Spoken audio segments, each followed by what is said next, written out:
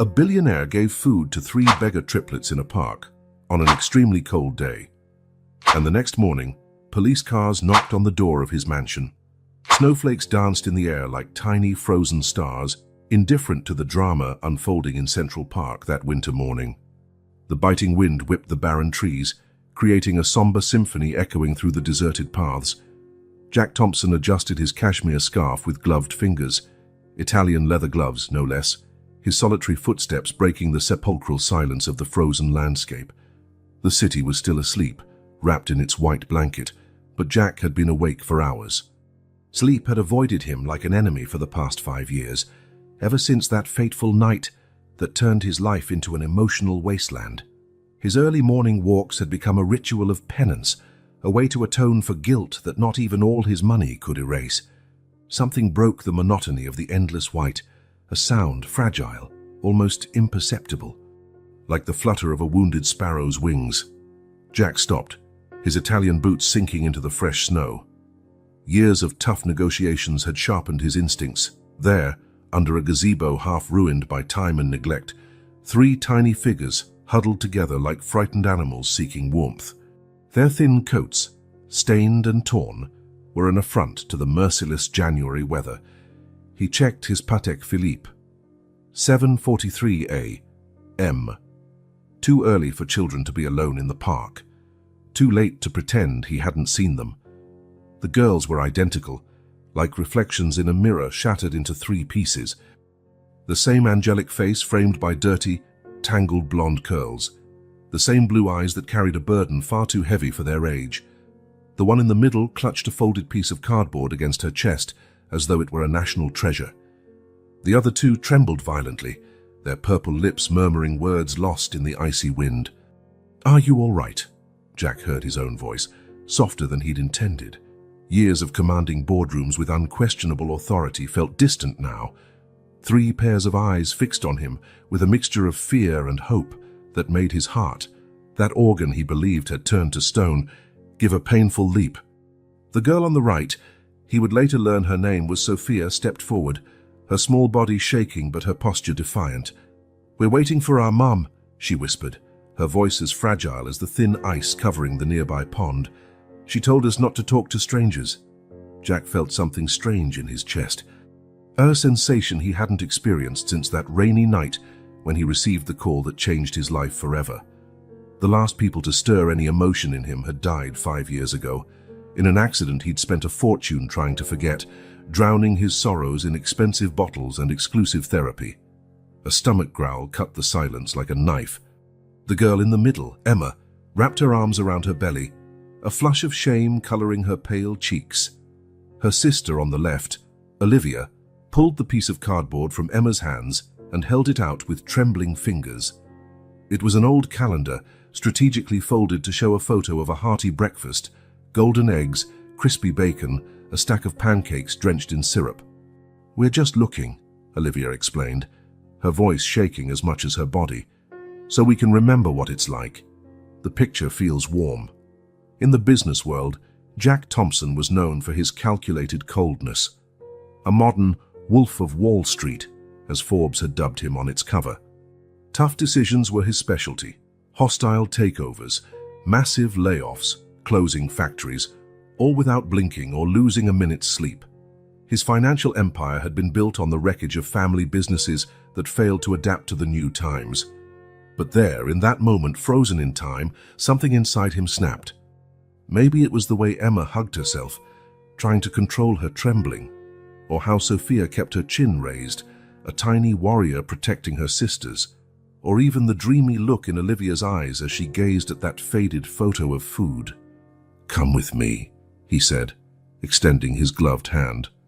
"I know a place nearby that serves the best pancakes in the city, with real maple syrup, imported from Canada." The girls looked at one another, years of warnings about strangers battling against the ravaging hunger they couldn't hide. Jack could see the silent debate among them, that mysterious communication only triplets seemed to possess. "But," Sophia began, her resistance melting like snow in the morning sun. "Our "We can wait for your mum there," Jack added gently, in the warmth. with hot chocolate. Emma was the one who decided for them all. Her small, trembling body moved toward Jack, dragging her sisters by the invisible force that always unites triplets. She said nothing, but her eyes spoke volumes: hunger, fear, hope, all mixed into a deep blue that reminded Jack of the ocean during a storm. As they walked through the snow toward the cozy Belle Vista Cafe, Jack watched the girls from the corner of his eye. Their steps were uncertain, as if they'd been walking for a very long time. Their clothes, besides being inadequate for the cold, looked as though they had been worn for days. And there was something in their eyes, an ancient wisdom, a caution 4-year-olds shouldn't possess. The cafe's bell chimed as they entered, warm air scented with freshly brewed coffee and pancake batter, enveloping them like a hug. The morning waitress, an older woman with graying hair whom Jack knew only as Rose, raised her eyebrows at the usually solitary customer, accompanied by 3 little girls who looked like they'd stepped out of a dark fairy tale. "Your usual table, Mr. Thompson?" she asked, already grabbing 4 menus. Jack nodded, guiding the girls to his favorite table near a crackling stone fireplace. The triplets squeezed onto one bench, still pressed close to each other, their wide eyes scanning the cozy environment as if trying to memorize every detail. "You can order whatever you want," Jack said, opening his own menu more out of habit than need. He knew every item by heart. "Anything at all?" Olivia asked, her voice still small but already carrying a note of hope. "Anything," he confirmed, watching as they devoured the colorful menu photos with their eyes. While the girls whispered among themselves, deciding what to order, Jack couldn't have imagined that his decision to feed 3 hungry children would set off a series of events that would forever change not only his life, but also reveal a far bigger mystery than a few abandoned kids in a park. The next day, when police sirens shattered the silence of his elegant street, he would understand that some decisions, no matter how simple they may seem, have the power to unearth secrets long buried. Secrets some people would kill to keep hidden. But at that moment, all that mattered were 3 identical smiles blooming like rare flowers before the biggest plate of pancakes Belle Vista Cafe had ever served. And for the first time in 5 years, Jack Thompson felt something other than the usual emptiness in his chest.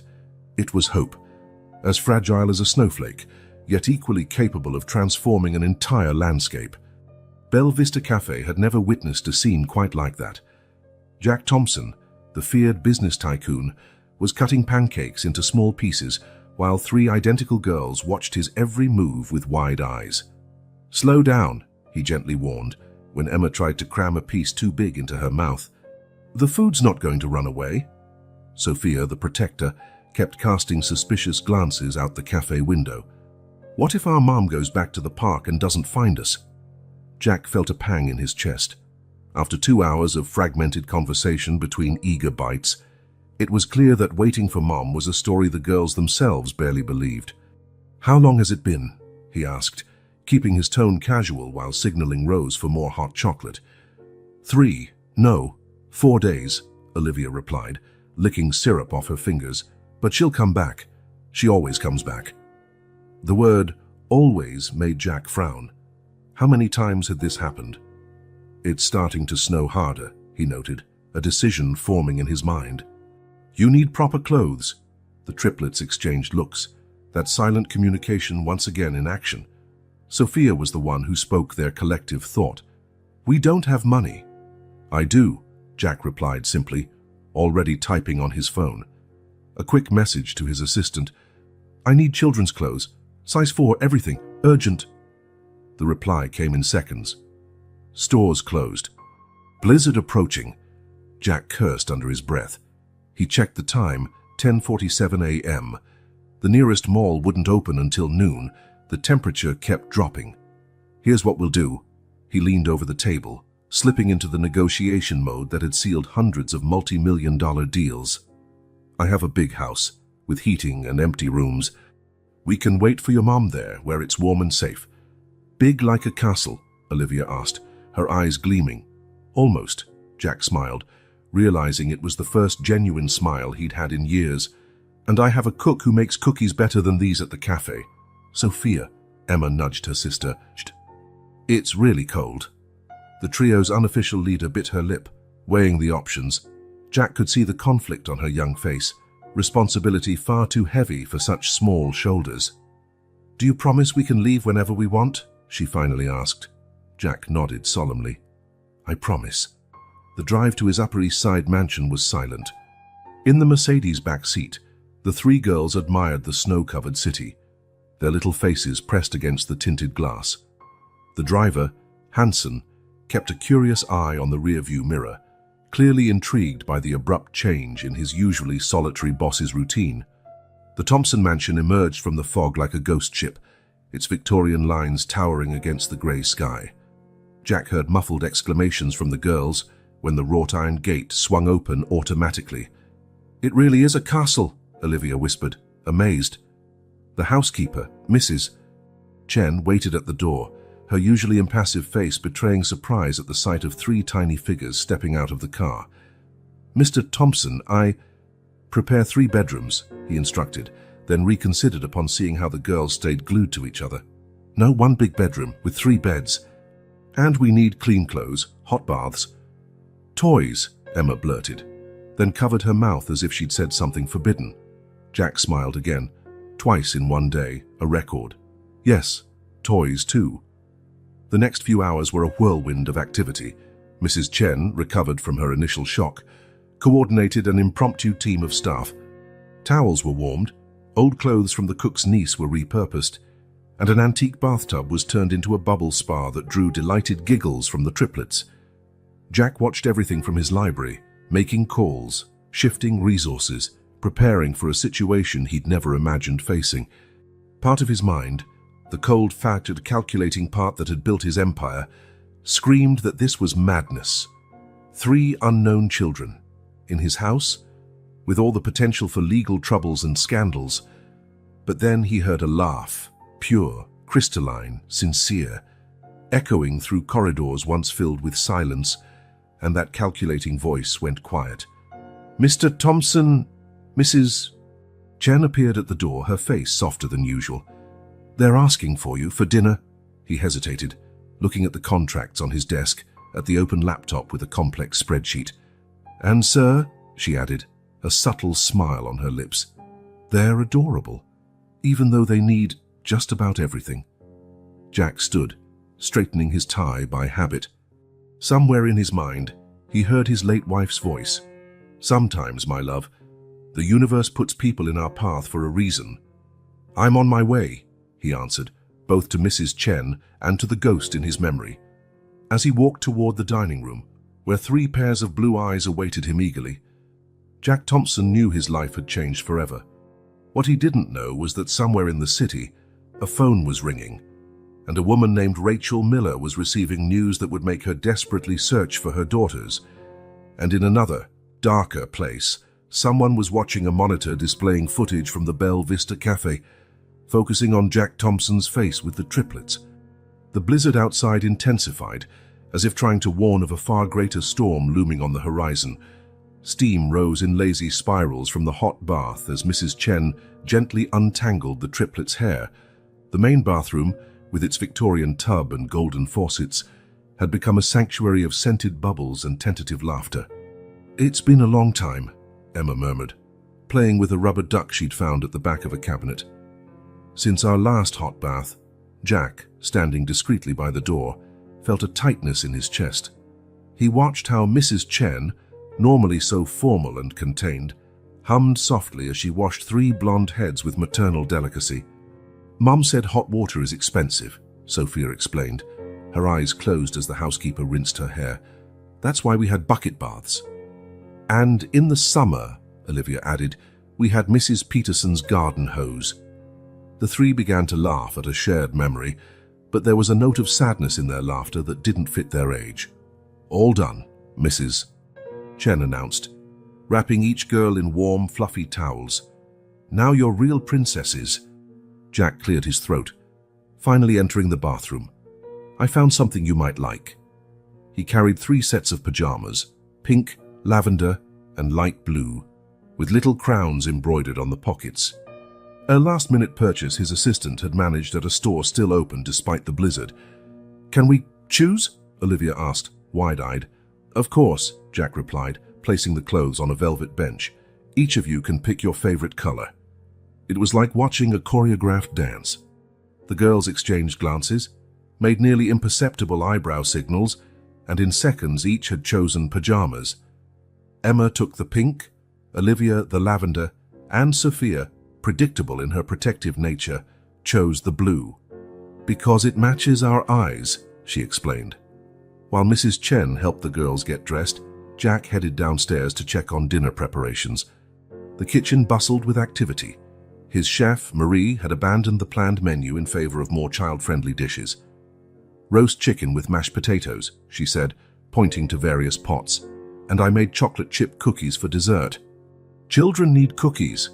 Back upstairs, Jack found 3 little princesses sitting on the king-size bed in the guest room, their clean faces rosy from the hot bath. Mrs. Chen had braided their hair identically, emphasizing their striking resemblance. Are you hungry? He asked, settling into a nearby armchair. 3 heads nodded vigorously. But first, Sophia began, her tone too serious for someone so small. We need to tell you something. Emma and Olivia clasped each other's hands as if drawing strength. Our mom, Sophia continued. She's not coming back this time. The silence that followed was heavy as lead. How do you know? Jack asked softly. Because she cried before she left, Emma replied, her voice trembling. She never cries when she leaves. And she left this, Olivia added, pulling a folded paper from the pocket of her new pajamas. It was a note, written in a shaky hand. Forgive me. I tried. I love you. Jack felt a surge of anger, not at the girl's mother, but at the system, the circumstances, the cruel fate that forced a mother to abandon her daughters. She said sometimes, Emma went on, silent tears rolling down her cheeks. Bad people were looking for her, and we had to stay hidden. In the park, Jack couldn't help asking. No, Sophia shook her head. First it was at a shelter, but they asked too many questions there. Then at Mrs. Peterson's house, but she got sick and went to the hospital.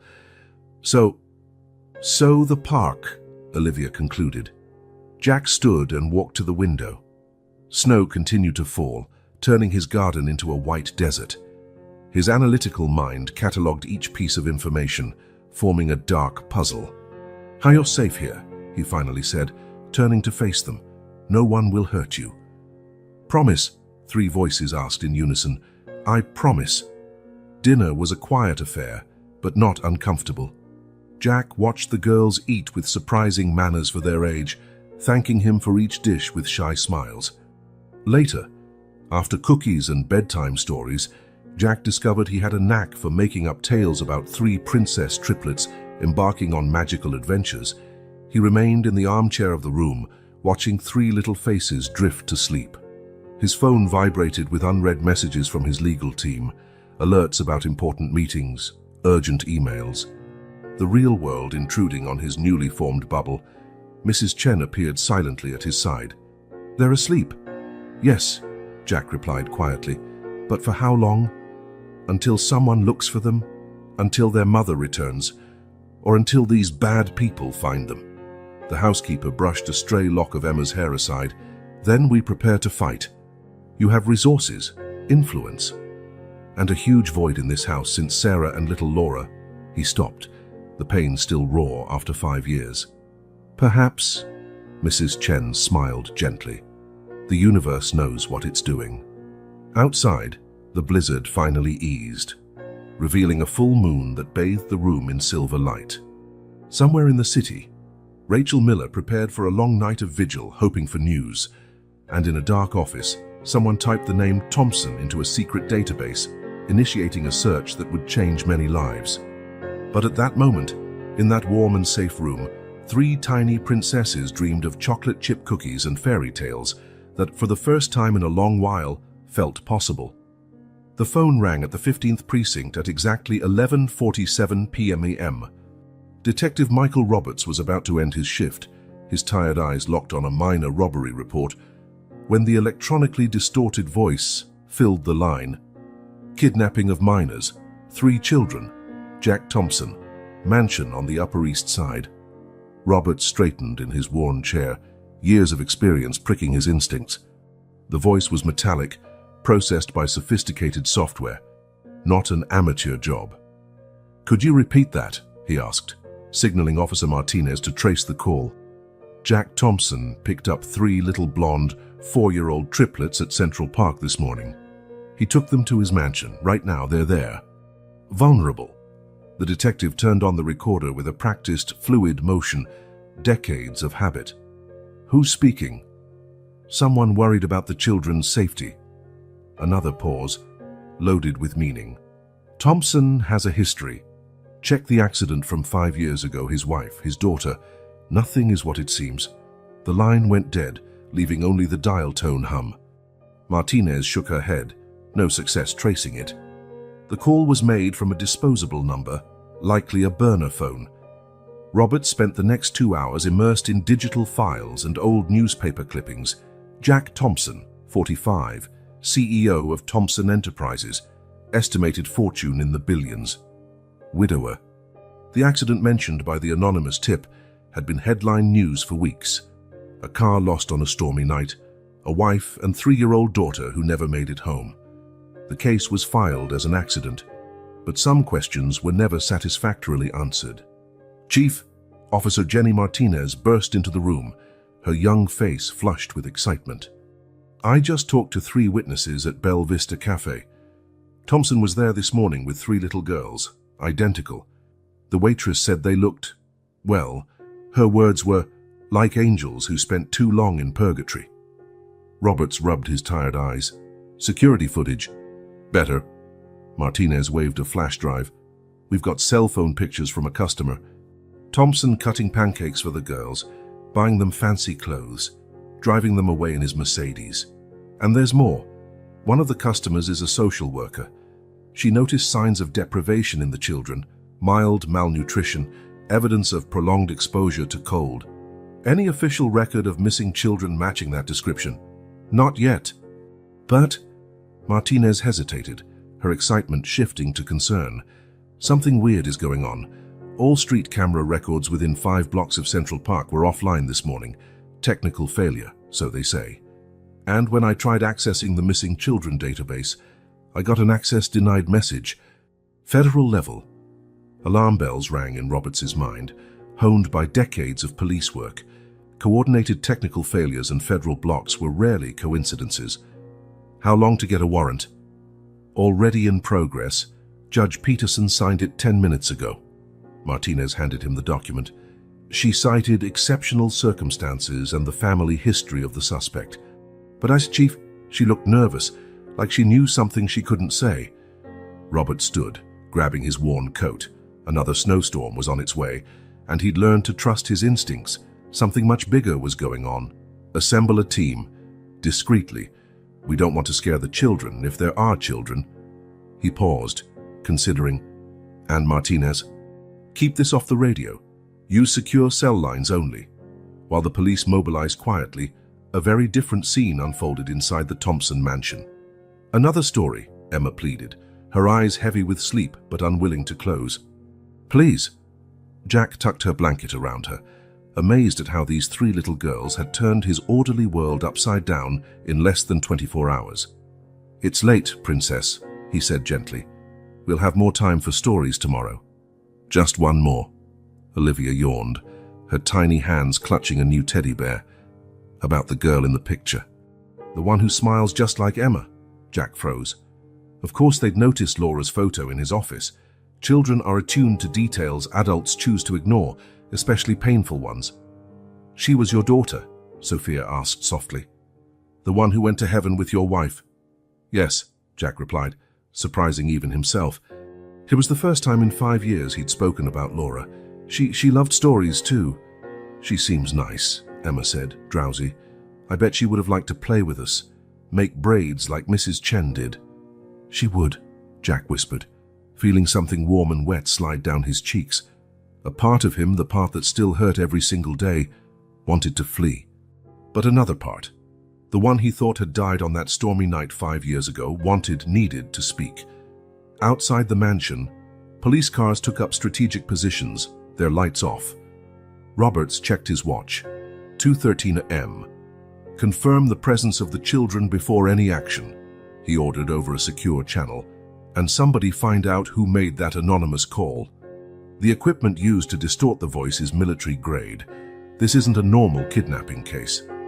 At his precinct office, a computer finally completed a search in restricted databases. On screen, a file marked Confidential blinked. Project Trinity, subjects E137, O138, S139, status. Missing last known location. Chrysalis Labs responsible. Dr. Rachel Miller note, highly sensitive. Any activity must be immediately reported to Protocol Omega. Martinez, who had stayed behind to monitor searches, felt a chill at the word subjects, followed by code numbers. What kind of lab catalogued children as experiments? The snowstorm raged, covering the city in a white cloak that hid deeper and deeper secrets. At the Thompson mansion, 3 little girls slept peacefully, their tiny minds processing in dreams the extraordinary events of the day. And in a dark apartment across the city, a woman named Rachel Miller monitored hacked security cameras, her heart torn between relief at seeing her daughters finally safe and terror at what would happen when certain men in suits discovered where they were. Her phone vibrated, a message from a blocked number. They've been found. Protocol Omega initiated. Rachel closed her eyes, silent tears running down her face. The storm was only beginning, and she knew better than anyone what was at stake. "Forgive me, my little ones," she whispered to the images of the sleeping triplets. "Mommy's coming." The first ray of sunlight had barely touched the snow when sirens broke the morning silence. Jack Thompson was in his office, reviewing documents for temporary guardianship on his laptop, when Mrs. Chen burst through the door. "The police," she said simply, her normally impassive face betraying worry. "Lots of cars." Jack calmly closed the laptop. Years of tense negotiations had shaped his self-control. The girls, still asleep. "I locked the bedroom and left Margaret to keep watch." The doorbell rang, echoing through the mansion like a dark omen. "Thompson Mansion," a commanding voice sounded beyond the massive door. "NYPD, we have a warrant." Jack straightened his tie, an anxious habit he'd never shed. "Mrs. Chen, if anything happens, I'll protect those girls with my life," she finished, eyes determined. The door opened to reveal Detective Michael Roberts, flanked by tactical officers. His experienced gaze swept the entrance hall, cataloging details, children's toys neatly set in a corner, 3 small coats on the coat rack, snow boots in identical sizes. "Mr. Thompson," Roberts began, presenting the warrant, "we received a serious tip." "I imagine you did," Jack replied, voice controlled.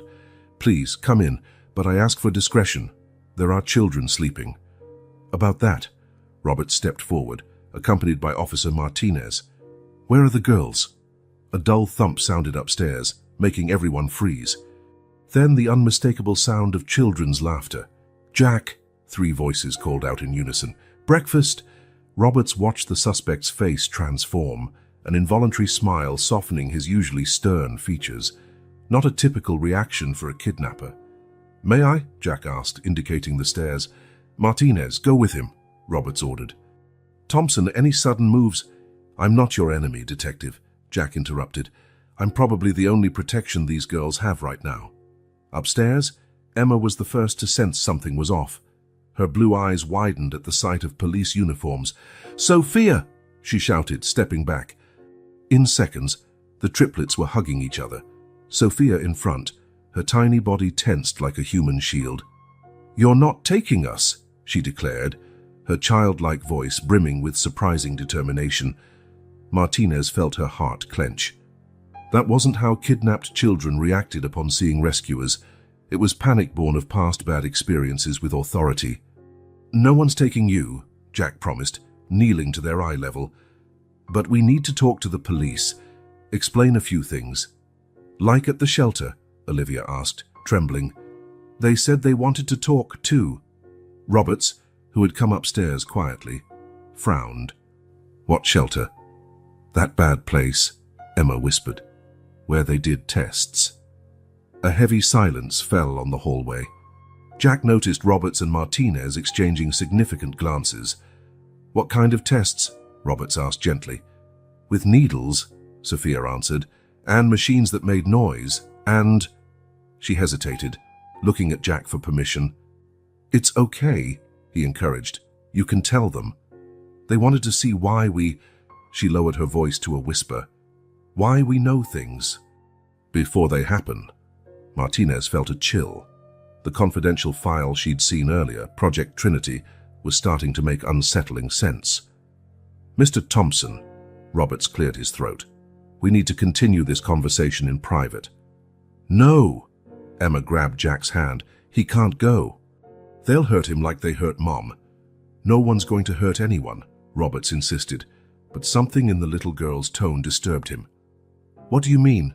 Hurt your mum?" "The men in black suits," Olivia explained. "They came one night. Mom told us to run. She knew they were coming. Knew they. Just like we knew you," she looked at Jack. "Would help us when we saw you in the park." A phone rang, Roberts's phone. The message was brief. "Chrysalis Labs was broken into a week ago. Dr. Miller missing. 3 test subjects on the run. Classified." "Detective," Jack spoke, his voice carrying the same authority that made him one of New York's most powerful men. "I suggest we talk in my office. There's more to this story than a simple anonymous tip." "Martinez, stay with the children," Roberts instructed. In the office, Jack poured 2 glasses of whiskey. It was early, but something told him both men would need it. "5 years ago," he began, "I lost my wife and daughter in an accident. At least, that's what they told me. Sarah was a scientist. She worked in genetics. The week before the accident, she'd been on edge. She said she'd discovered something terrible at work, something about special children." Roberts felt his stomach drop. "Where did she work?" "Chrysalis Labs." The detective closed his eyes, the pieces clicking into place. "That anonymous tip wasn't really about you, was it?" "It was a warning," Jack confirmed, "or a threat. Now I have to decide. Do I tell what I know and put everyone at risk, or—" A scream cut through the air, followed by a thud. Both men rushed into the hallway. Martinez was on the floor, unconscious. The bedroom window stood open, curtains dancing in the cold wind. On the bed, a note read, "Sorry, Jack. We needed to protect you too, S, E, and O." The triplets were gone. The 15th precinct was buzzing with activity as Jack Thompson was led to interrogation room 3. His hands still trembled slightly, not from fear, but from anger at himself for failing to protect the girls. The door opened, and time seemed to freeze. "Sarah?" The word escaped his lips before he could stop it. The woman who entered wasn't Sarah. His wife had been dead for 5 years, but the resemblance was startling. The same blue eyes, the same elegant posture, the same blend of determination and exhaustion. "Jack Thompson," she said, her voice quivering slightly. "How you haven't changed." "Rachel." Long-buried memories surfaced like bubbles in murky water. "Rachel Miller." Detective Roberts, watching through the one-way mirror, noticed how both kept their distance, like magnets of the same polarity. "You know Dr. Miller?" he asked over the intercom. "She worked with my wife," Jack replied, not taking his eyes off Rachel. "On the project that—" He hesitated. "On the project that killed Sarah," Rachel finished, taking a seat. "The same project now threatening my daughters." Jack felt the air drain from his lungs. "The triplets, they're—" "Mine, yes." Rachel ran a hand through her hair in a gesture so familiar it hurt. "And in a way, they're also part of Sarah." The room seemed to shrink, the grey walls pressing in on their shared memories. "The last time I saw you," Jack began, "was at the funeral. I tried to tell you that day," Rachel said, "about what really happened, about what Sarah discovered, but you were—" "Drunk," he admitted bitterly. "And devastated. And under watch," she added. "Chrysalis agents never left you alone back then." Roberts entered, carrying a thick file. "Maybe we should start from the beginning, Dr. Miller." Rachel looked at Jack, a decision forming in her eyes. "Sarah discovered something at the lab, something they'd do anything to keep secret." "Project Trinity," Roberts suggested. "No," Rachel shook her head. "Trinity came later. What Sarah found was Project Genesis, genetic manipulation at a quantum level. They were trying to create—" Special abilities. Jack's stomach churned. Like seeing the future. Among other things, Rachel confirmed. Sarah was horrified. They used children's genetic material without parental consent. When she threatened to blow the whistle, the accident, Jack finished, his voice hoarse.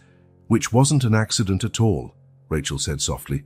Sarah left me evidence, samples, data, everything that proved what they were doing. I used it. To create the triplets, Jack realized, the pieces falling into place. Not exactly. Rachel stood, pacing the room.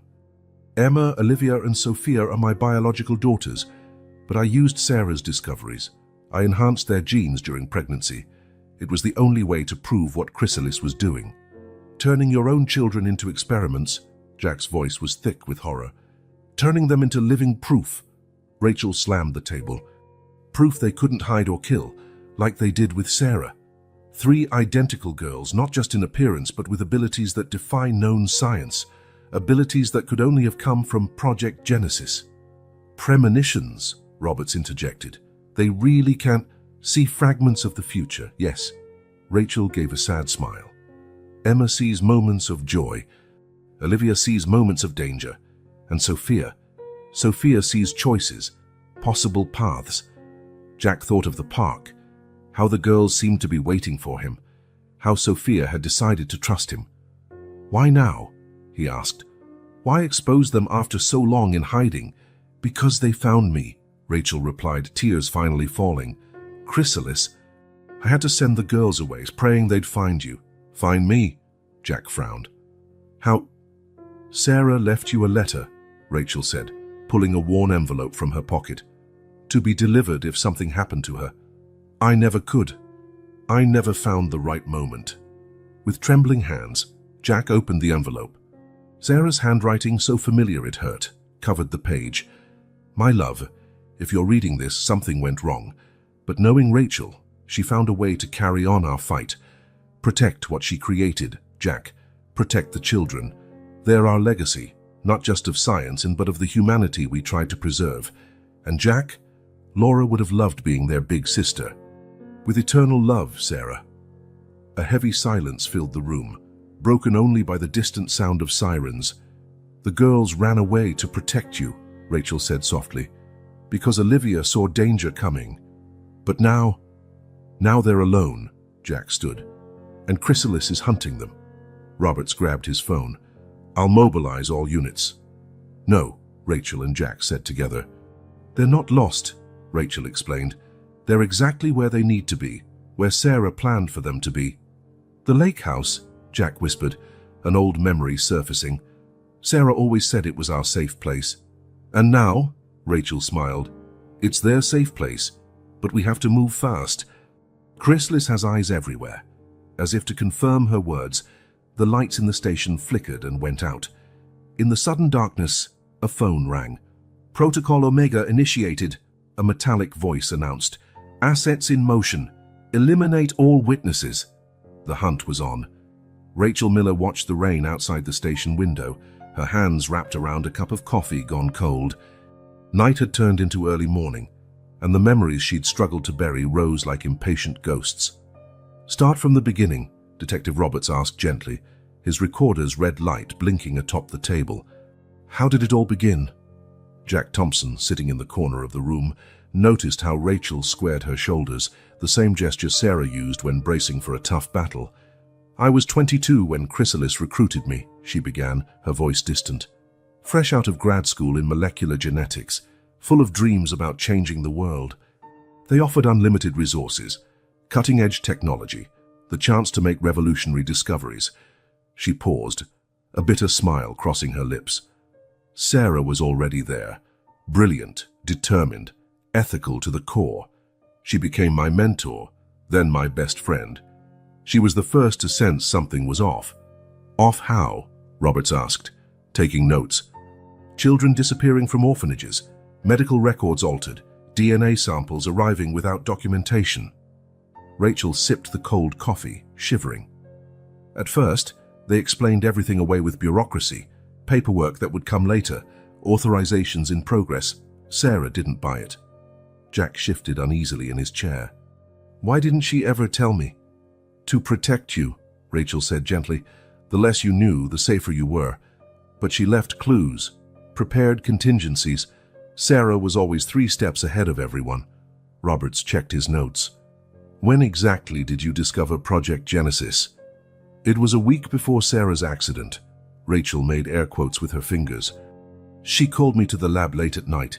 She'd just deciphered Chrysalis's true goals. The rain outside intensified, as if nature itself wanted to provide a dramatic soundtrack to her story. They weren't just studying special DNA, they were creating it, manipulating genes at a quantum level to produce abilities current science deems impossible. Precognition, telepathy, accelerated healing. Rachel trembled, and they were using children as test subjects. Why children? Jack asked, though he dreaded the answer. Neural plasticity, Rachel explained. Young brains adapt better to changes, and children, she hesitated, children are easier to control, to condition. A distant siren wailed, making everyone tense for a moment. Sarah collected evidence, Rachel continued. Samples, data, videos. She planned to go public, but someone found out. The men in black suits, Jack recalled the triplets' words. Rachel nodded. Chrysalis Security Division, ex-military experts in resolving problems. The night of the accident, Sarah gave me a flash drive, made me swear to continue her fight. The genetic material you used on the triplets, Roberts deduced. Not exactly, Rachel paced. The flash drive contained something far more valuable, the complete genetic modification map of Project Genesis. And, she looked at Jack, a sample of Laura's DNA. Jack felt the air whoosh out of him. What? Sarah discovered Laura was naturally special. Her DNA had a unique configuration. She would have developed abilities even without manipulation. That's why Chrysalis was so interested in your family. So that night, Jack began, his voice shaky. It wasn't about Sarah's discoveries, Rachel explained softly. It was about Laura. They wanted your daughter, Jack. Sarah died protecting her. A heavy silence filled the room. Robert switched off the recorder, feeling this moment was too personal for official records. When I found out I was pregnant, Rachel continued after a moment, I realized it was my chance. Using the genetic map from the project and, she hesitated, and Laura's DNA markers, I altered my own eggs before fertilization. You created 3 versions of Laura, Jack asked, horrified. No, Rachel exclaimed. I created 3 unique little girls, my daughters, but with the same special potential Laura had naturally. It was the only way to prove what Chrysalis was up to, children with documented abilities from birth, without their interference. But they found out, Roberts pointed out. Eventually. It took 4 years, but someone noticed the pattern, how the girls had premonitions, their unique bond. Rachel smiled sadly. They're too perfect, you know? Not as experiments, but as children. Emma with her contagious joy, Olivia with her boundless curiosity, Sophia with her protective strength. So why send them to the park? Jack asked. Why take that risk? Rachel pulled a creased photo from her pocket. 3 newborns, identical and perfect. Because Sophia saw you, Jack. Weeks ago she drew your house and described your face, the sad man, she called you, who will be our guardian angel. Jack felt hot tears on his cheeks. Sarah knew, all this time, she knew this would happen. She left a plan, Rachel confirmed. The lake house is just the beginning. There's more, much more. Enough evidence to bring Chrysalis down to save other children, but first we have to find the girls, Jack finished, standing. Before they do, Roberts grabbed his coat. I'll provide police backup. No, Rachel and Jack said in unison. The girls will see the police coming, Rachel explained. Olivia will sense danger. They'll run again. Then how, Roberts began, but was cut off by his ringing phone. The message was succinct. Movement detected at Thompson's lake house. 3 small targets. Omega team en route to intercept. Time was running out. Jack, Rachel touched his arm, her blue eyes so much like Sarah's, shining with unshed tears. There's something else you need to know. About that night, about Laura. But before she could finish, the station lights flickered off, plunging everyone into darkness. The hunt had begun. Detective Roberts' office felt smaller under the glow of emergency lanterns. Rachel Miller sat stiffly in her chair, her fingers tracing invisible patterns on the Chrysalis Labs file Roberts had placed on the table. "They erased almost everything," Roberts said, flipping through pages filled with redacted sections. "But we found this." He slid over an old photo. It showed a younger Rachel smiling beside a tall man in glasses. The date in the corner read 03-15-2018.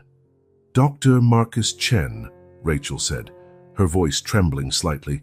"My ex-husband. And one of the reasons Chrysalis kept me for so long." Jackie Hiss, watching from the corner, noticed how she unconsciously touched an old scar on her wrist. "He was brilliant," Rachel continued, her eyes unfocused. "A genius in bioengineering. He developed the original Project Genesis algorithm. And he was also the one who," she hesitated, "who showed me that sometimes monsters wear white coats." Roberts picked up another document. "Hospital records show 7 admissions in 18 months. Lab accidents," Rachel laughed without humor. "That's what I told the doctors. What everyone at Chrysalis pretended to believe. Marcus was too valuable to be questioned." "Why didn't you leave?" Jack asked softly. "Because he knew my secret."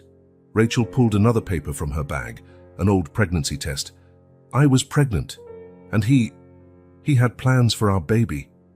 The silence that followed was crushing. "Marcus wanted to use our child as the first test subject for an enhanced Project Genesis, a perfect guinea pig, genetically compatible, available from conception." Rachel swallowed hard. "That's when Sarah entered my life. She saw the signs, offered help, showed me I wasn't alone. Records say Dr. Chen died in a car accident." Roberts checked his notes. 3 months before the triplets were born." "Accident," Rachel repeated the word like venom. "Just like Sarah's, just like so many others who asked too many questions." Jack stepped forward, a suspicion growing in his mind. "Rachel, what really happened that night?" She closed her eyes, tears escaping silently. "Marcus discovered what I'd done, genetically modifying my eggs. The plan to expose the project. He was furious. Said I'd ruined years of research, that the kids would be freaks." Her voice faltered for a moment before she continued. He tried to force me to abort. Said we'd start over his way. That's when," she looked straight at Jack, "Sarah showed up. She'd come to deliver more documents, more proof she'd gathered. A fight broke out. Marcus fell or was pushed. I never knew for sure." "Sarah killed your husband?" Roberts asked, incredulous. "Sarah saved 3 lives that night," Rachel corrected. "And in the years that followed, she kept protecting me. She set up a support network, prepared escape routes, stored evidence in safe places. She knew Chrysalis would come after us one day. That's why the girls have those specific abilities," Jack realized. "It wasn't a coincidence." Rachel nodded. "Emma sees joy because we needed hope. Olivia sees danger to keep us alive. And Sophia," she smiled sadly, "Sophia sees choices because Sarah believed there's always a way, even in the most impossible situations." Roberts checked his phone, which had just vibrated. "Omega team is 10 minutes from the lake house." "There's more," Rachel said urgently. "So much more. Chrysalis isn't just creating special children, they're making weapons." Project Genesis was just the start. Now they have Project Phoenix. "What's Project Phoenix?" Jack asked her, though he feared the answer. "Genetic resurrection," Rachel whispered. "They found a way to reactivate dormant DNA, to bring back traits lost eons ago." She looked meaningfully at Jack. "Traits like the ones Laura had." Jack felt the room spin. "You're saying—" "Laura never died in that accident, Jack," Rachel said, tears now flowing freely. "Chrysalis has her, and Sarah. Sarah's spent the last 5 years trying to reach her." Thunder shook the building, causing the emergency lights to flicker. "The triplets are the key," Rachel continued, speaking quickly. "They're modified genes, combined with Laura's natural DNA. That's why they're desperate to get them. With them, they can perfect Project Phoenix. Without them—" "Laura stays in stasis," Jack completed. his voice thick with emotion. "Between life and death. That's why we have to reach the lake house first," Rachel stood. "It's not just a hideout. It's where Sarah stored everything, all the proof, all the data, the whole truth. And more importantly," she hesitated, "it's where she left a map to the real Project Phoenix lab." Roberts readied his gun. "I'll call for backup." "No," Rachel and Jack said again. "Chrysalis has people everywhere," Rachel explained. "Police, FBI, CIA, no one is trustworthy." "Then how do we—" Roberts started, but was interrupted by a piercing noise from his computer. On the screen, a live feed showed 3 small figures entering the lake house, rapidly approaching, visible only as red dots on a thermal scanner. Were multiple tactical teams converging on the location. "We have to go." Jack was already at the door. "Now." Rachel grabbed her bag, then paused. "Jack, there's something else you need to know. About Sarah." Another thunderclap rattled the building, and this time the lights went out completely. In the dark, Roberts' phone cast a faint glow, revealing one last message. "Project Phoenix activated. Subject L001 in process of awakening. All units on high alert." The storm was only getting started. The Federal Court of New York exuded a sense of centuries-old power in its paneled oak walls and polished marble floors.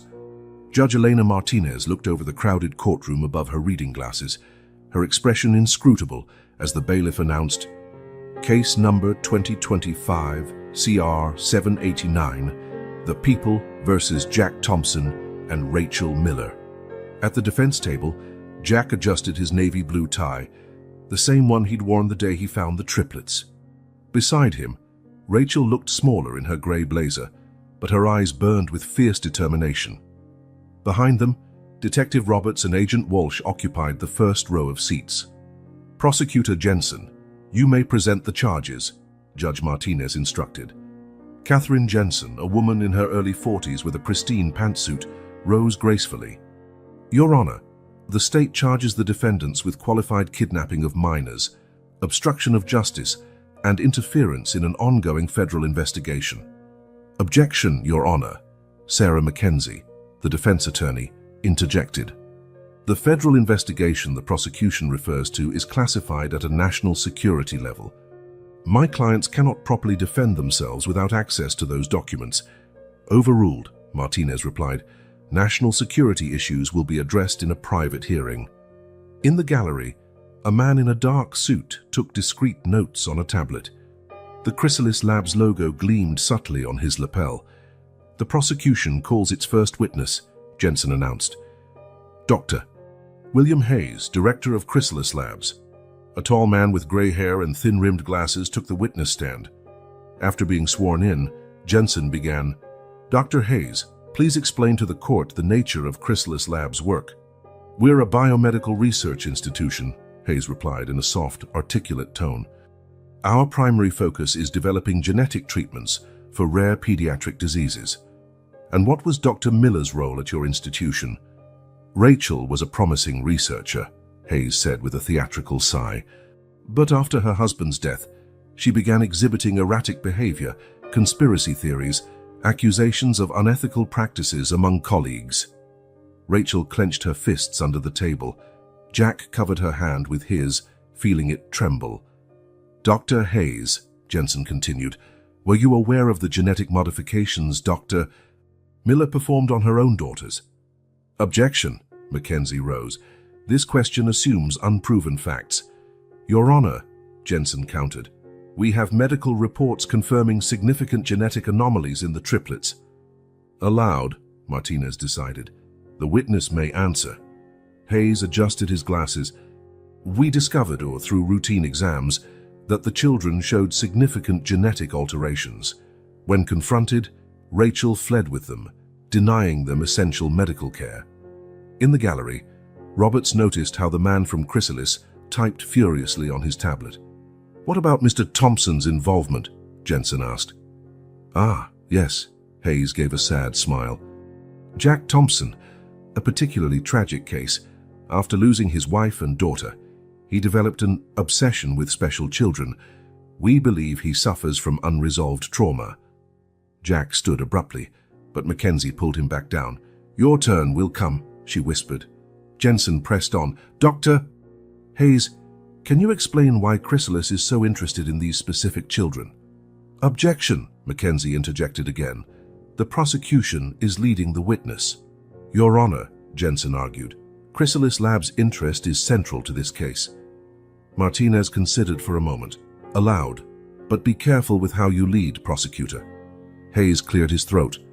"The triplets possess unique genetic mutations that could be dangerous without proper monitoring. Our only concern is their medical well-being." Mackenzie stood for cross-examination. "Dr. Hayes, could you tell the court why all records of Project Genesis were wiped from Chrysalis servers on the night of Dr. Sarah Thompson's supposed accident?" Hayes's smile wavered. "I'm not aware of any Project Genesis." "No," Mackenzie projected a document onto the courtroom screen. "This email, sent by you in 2020, specifically mentions significant breakthroughs on Project G. G as in Genesis, correct?" "Objection," Jensen rose. "This document was not included in discovery because it was properly classified." A new voice echoed from the courtroom entrance. Everyone turned. An older woman with graying hair and a military posture strode down the central aisle, followed by two agents in suits. "Director Catherine Blake, NSA," she introduced herself to the judge. "Your Honor, I request an immediate private hearing. This case has national security implications beyond appearances." Martinez frowned. "Prosecutor Jensen, the state does not object, Your Honor." "Defense?" Martinez looked at Mackenzie. "Only if my clients are present." Blake nodded.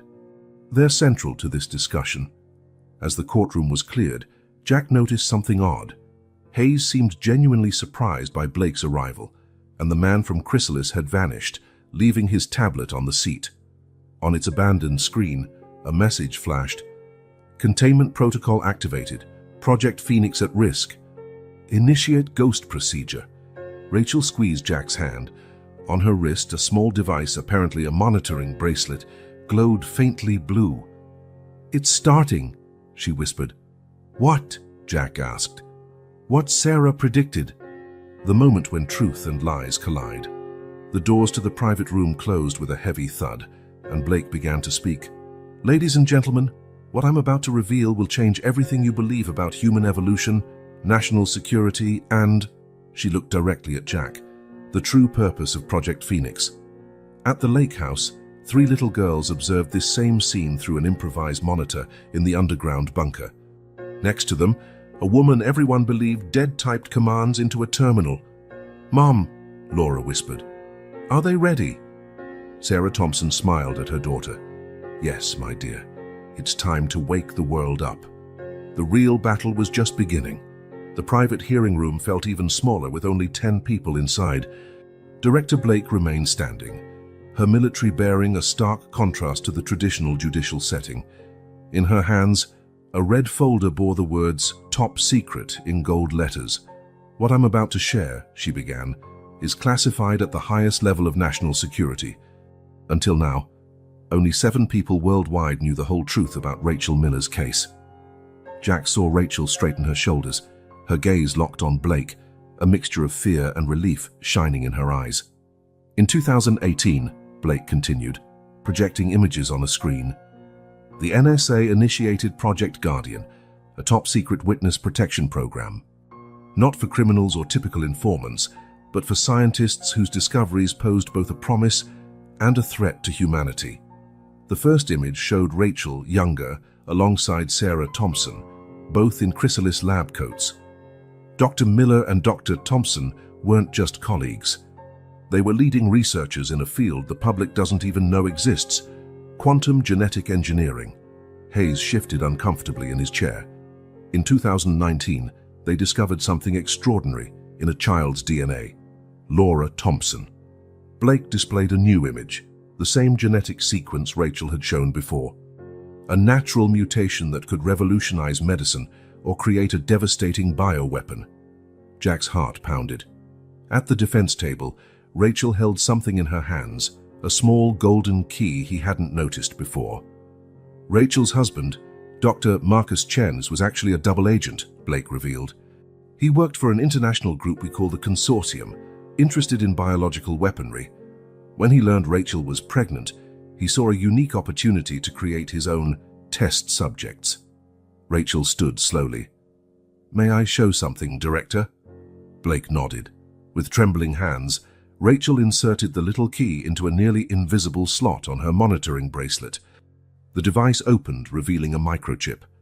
"For the past 6 years," she said, her voice firmer than it had ever been, "every move, every decision, every apparent moment of abandonment, it was all recorded, documented, preserved as evidence."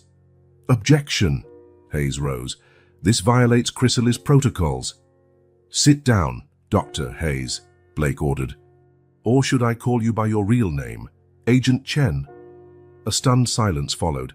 Hayes, Chen, visibly paled. "Marcus Chen never died in that accident," Blake explained. "He underwent extensive plastic surgery and assumed the identity of William Hayes, infiltrating Chrysalis's leadership, all to continue his obsession with Project Genesis." Rachel plugged the microchip into a terminal. On screen, dozens of videos played. Marcus Hayes in secret meetings, destroying documents, whispering about eliminating variables. "Abandoning the triplets," Rachel said, tears falling silently, "was the final step of the plan. We needed them to reach Jack. We needed Chrysalis to show its true face by trying to retrieve them." "Why?" Judge Martinez finally spoke.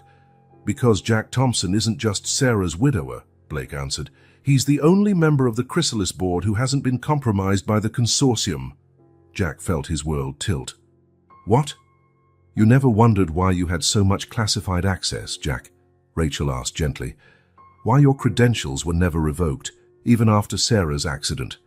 She put you on the board years ago, preparing the stage."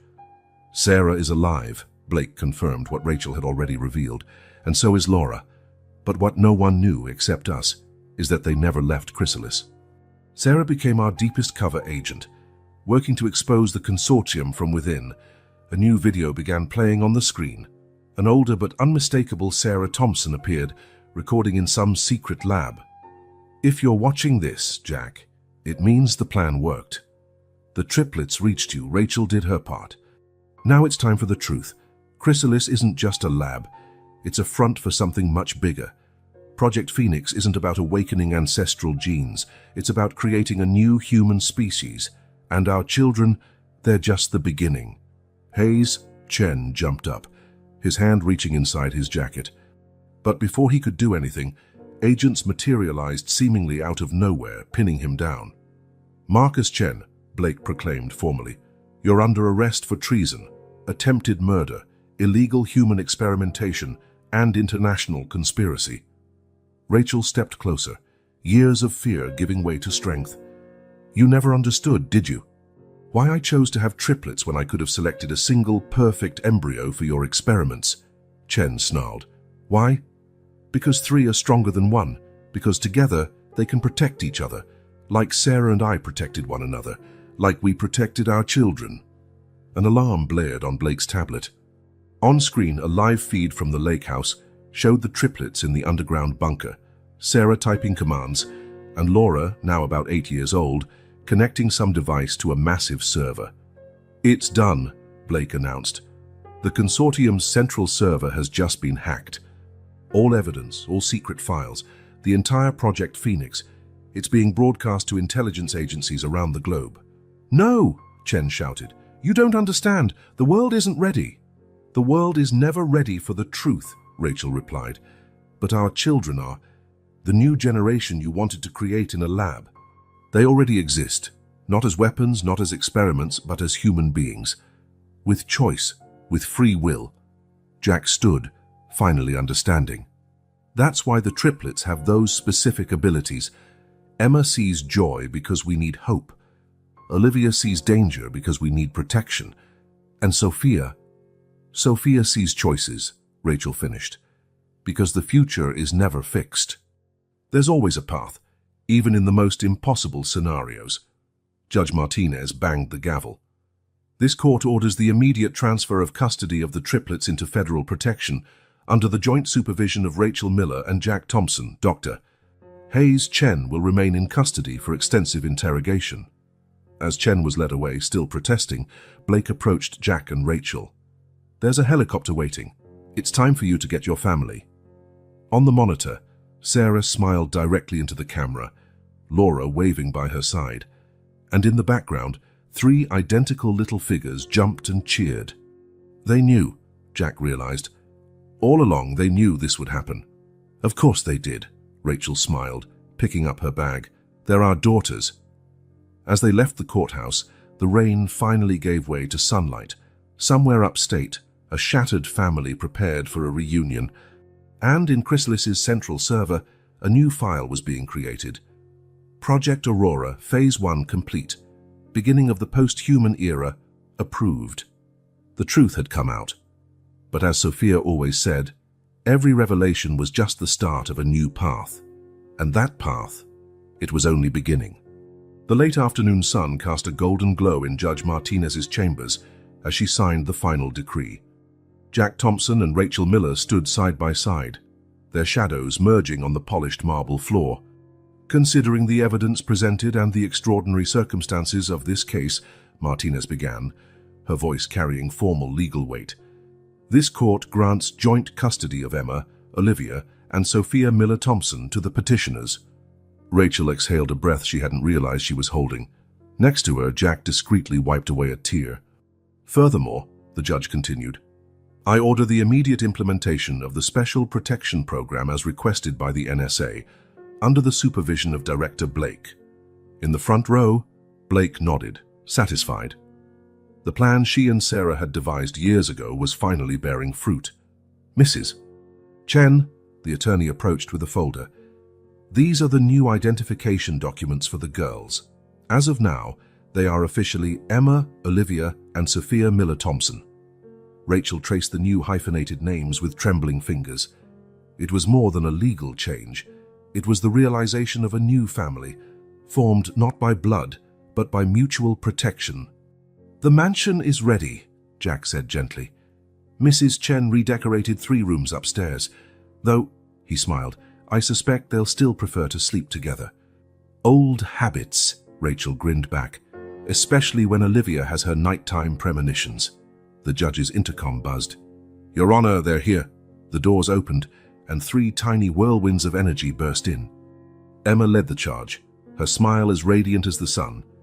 Olivia followed, her eyes scanning the room for unseen threats. Sophia, always the protector, brought up the rear, but something about them was different now. A lightness, a sense of security Rachel had never seen before.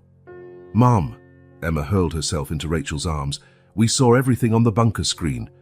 It was amazing." "You weren't scared at all," Olivia declared proudly, "not even when the bad man tried to draw his gun." Because she knew it would work out, Sophia concluded with her trademark wisdom, all the paths pointed that way. Sarah Thompson entered next as with Laura at her side. Jack froze, 5 years of grief and longing condensed into a single moment. "Hi, love," Sarah said simply. Laura let go of her mother's hand and ran to Jack. "Dad."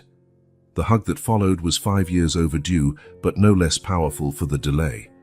Jack lifted his daughter in his arms, memorizing her new weight, her new height, the scent of her hair that was exactly as he remembered. "Now we're a big family," Emma announced, tugging Laura's hand as soon as Jack set her down. "You'll love the room we picked for you. It's next to ours. And it has a secret passage," Olivia whispered dramatically. "Mrs. Chen doesn't know, but we found it." "Actually," Mrs. Chen appeared at the door with a tray of cookies, "I do know. Who do you think put the extra blankets in there?" The children laughed, their giggles washing away years of fear and tension. Blake stepped forward. "The Thompson mansion is officially under federal protection. Security perimeter established, 24-hour surveillance team, emergency protocols active." "And Chrysalis?" Rachel asked. "Being dismantled as we speak. Chen and his associates are in custody. All Project Phoenix data is secured, distributed among allied agencies. No one will have enough power to rebuild it." Sarah pulled a folder from her bag. "But the most important thing isn't the data, it's the discoveries." What we learned about human potential, about directed evolution, can help thousands of children with genetic diseases. Under proper supervision this time, Blake added. Jack watched the children interact, the triplets showing little tricks to Laura, who countered with her own special talents. They weren't lab experiments or biological weapons. They were just extraordinary children growing up in a world that would have to adapt to them. "Shall we go home?" he asked, offering one hand to Sarah and the other to Rachel. "Home," Rachel repeated, letting the words settle, full of promise. "Yes, let's go home." As the group left the courthouse, the sun began to set, painting the sky in shades of pink and gold. In the back of the armored SUV, 4 girls soon fell asleep, exhausted after the intense day.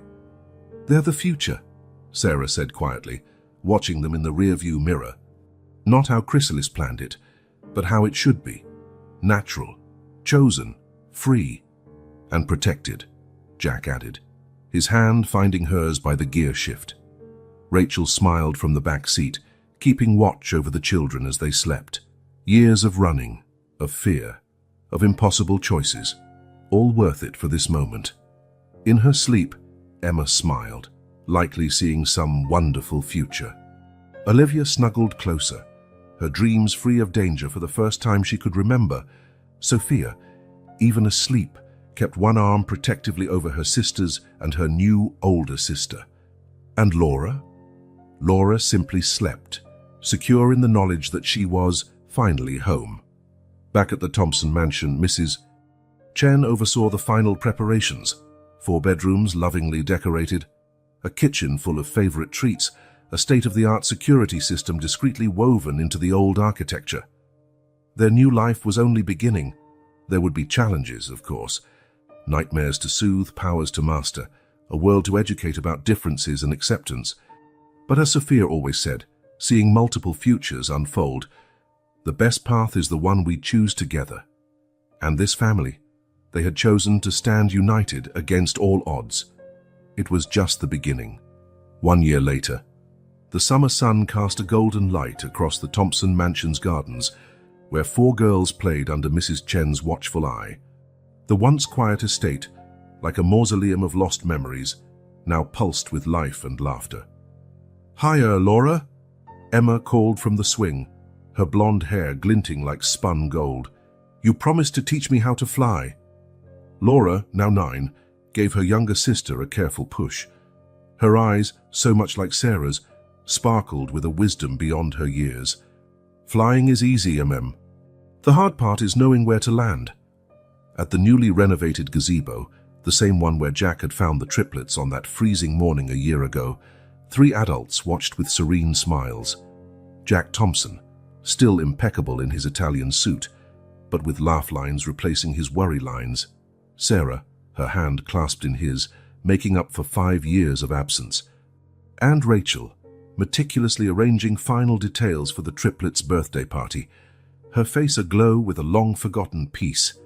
5 years, Rachel murmured, adjusting a flower arrangement. "It feels like a lifetime since we were running." "And at the same time," Sarah added, "it feels like this has always been our life."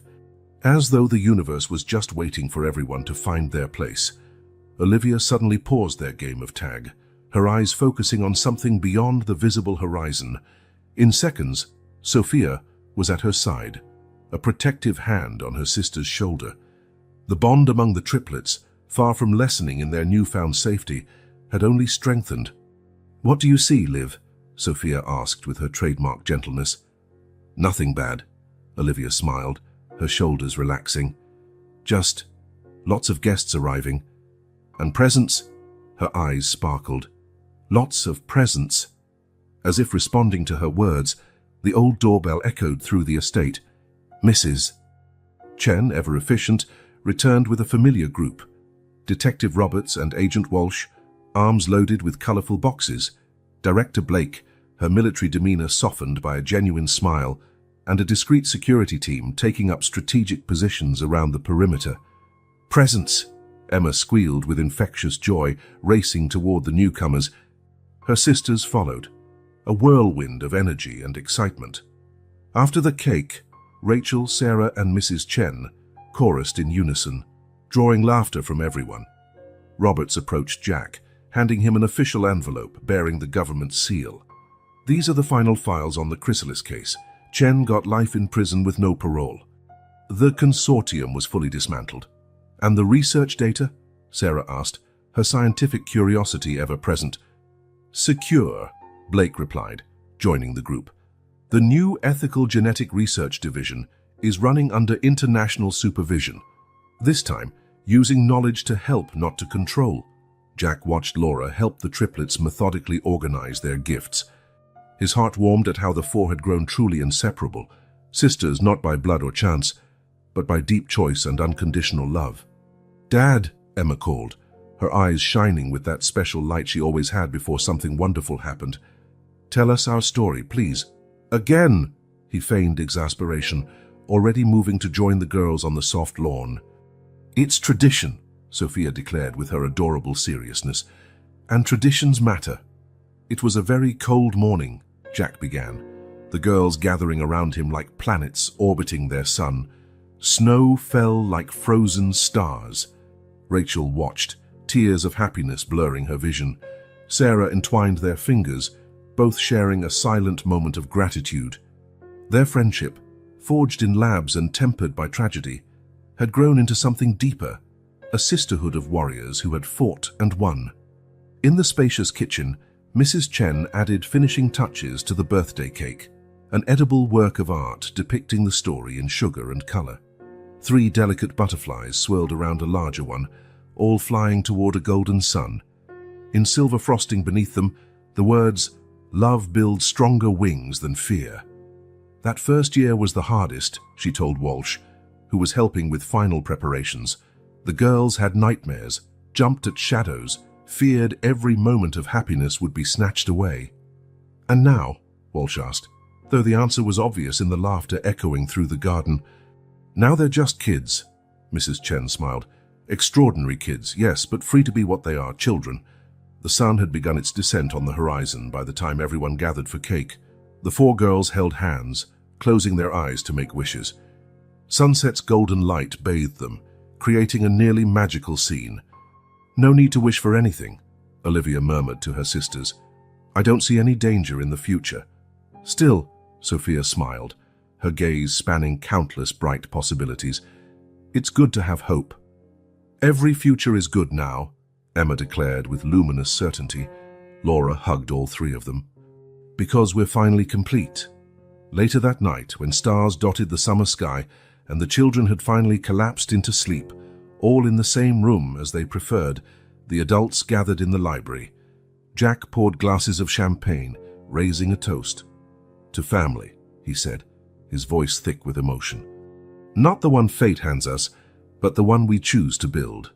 To truth," Roberts added, "which always finds its way into the light. To justice," Walsh chimed in, "which may take time, but never fails. To hope," Sarah and Rachel said in unison, "which kept us alive through the darkest nights." Blake raised her glass. "And to the children, not as experiments or weapons, but as the future they choose to be." Upstairs, 4 little girls slept peacefully. Emma smiled in her dreams, most likely seeing more joyful moments ahead. Olivia, for the first time in her life, sensed no lurking danger. Sophia rested from her ceaseless vigilance, knowing all paths now led to light. And Laura? Laura dreamed of golden butterflies, flying free under a sky full of endless possibilities. On the library table, among photos of the party and plates of cake crumbs, one of Sophia's drawings stood out. 7 adults and 4 children, all holding hands in a perfect circle.